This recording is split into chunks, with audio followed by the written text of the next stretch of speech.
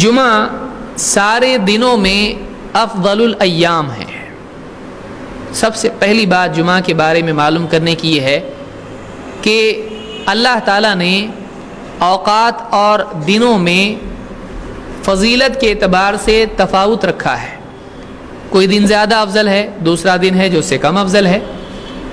तो हफ्ते के दिनों के एतबार से बल्कि तमाम दिनों के एतबार से सबसे अफजल दिन कौन सा है?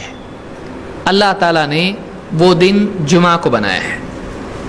अल्लाह के नबी सल्लल्लाहु अलैहि वसल्लम एक हदीस में फरमाते हैं, इन्ना यौमल जुमअती सय्यिदुल अय्याम, जुमा का दिन सारे दिनों का सय्यिद है। सय्यिद के माना सरदार के होते हैं। किसी भी कौम का सरदार होता है जो सबसे बढ़ के होता है, उसकी बात सब मानते हैं। तो इन्ना यौमल जुमअती सय्यिदुल अय्याम, सारे दिनों में सारे दिनों का सरदार जुमा का दिन है। व अअज़मुहा इंदल्लाह, और अल्लाह के नज़दीक सबसे अज़ीमुश्शान दिन है।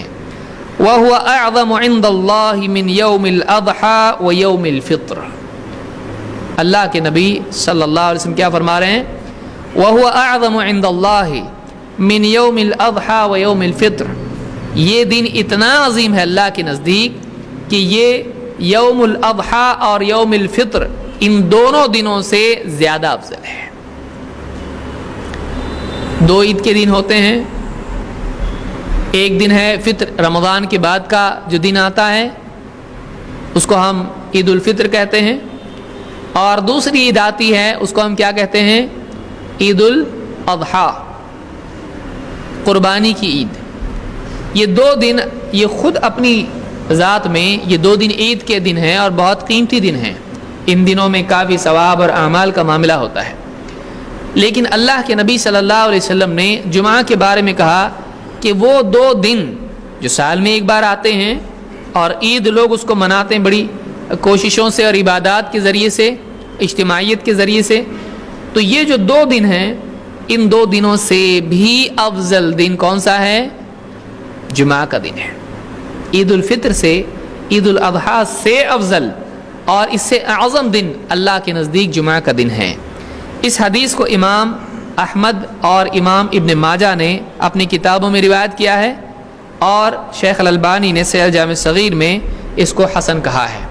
तो इस हदीस से बात मालूम हुई कि सारे दिनों में सय्यिदुल अय्याम कौन सा दिन है? जुमा का दिन। इतना अजीम शान दिन है कि दो ईदों से भी बढ़ के ये दिन है। ईद उल फ़ित्र और ईद उल अज़हा, इन दोनों ईदों से बढ़ के फजीलत वाला या अज़मत वाला दिन जुमा का दिन है।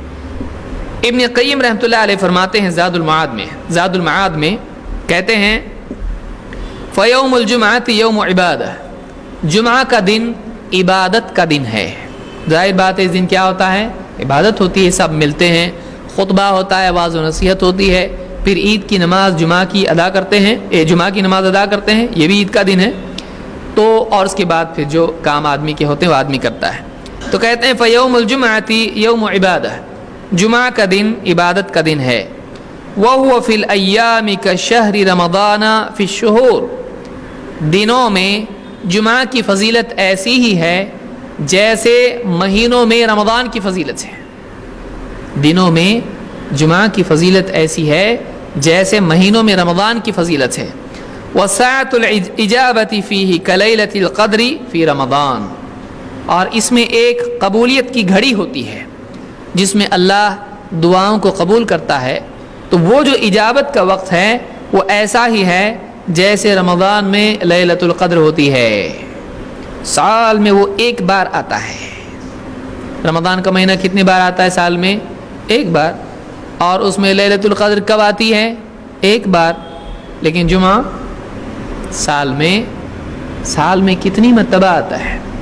तो आप गौर करें कि साल में जुमा का दिन इतनी मरतबा आता है, लेकिन कितने लोग हैं जो इस दिन की वाकई अहमियत समझते हैं और अहमियत समझने के बाद इस दिन को वाकई अपनी आखिरत की और नजात की सीढ़ी बनाते हैं, इसका ज़रिया बनाते हैं? कितने लोग हैं?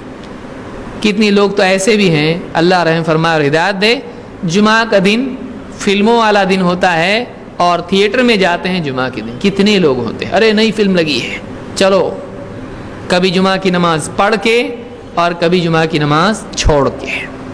اللہ تعالیٰ ہدایت دے دے.